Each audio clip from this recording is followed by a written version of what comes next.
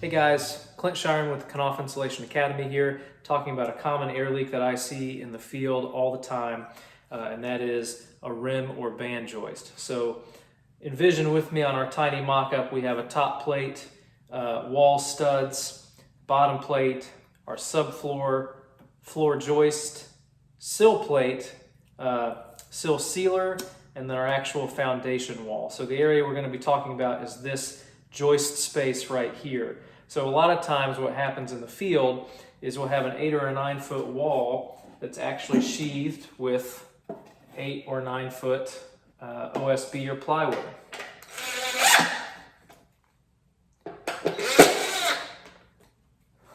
And what happens a lot is then this rim or band area gets left open. So framers are left to use lumber that's laying around, or maybe they have to rip a new piece, or it's scrap or something to help span this area.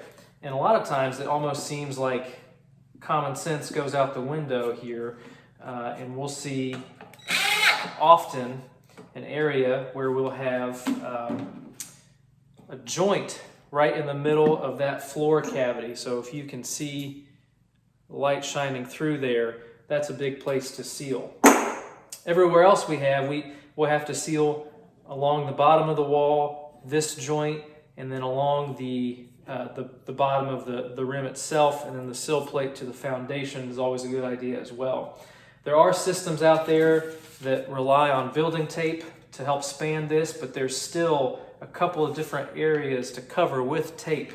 So one easy solution to help alleviate this leakage pathway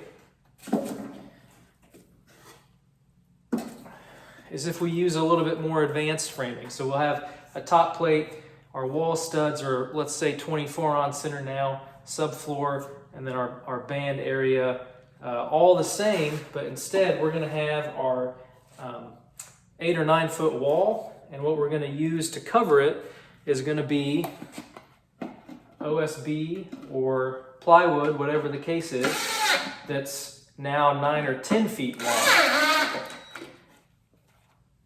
So now we've covered the entire wall and the rim or band joist area. So the only place left to seal is actually at the bottom of the wall. We're eliminating a lot of joints and a lot of air leakage pathways just by using a slightly longer sheet of OSB or plywood.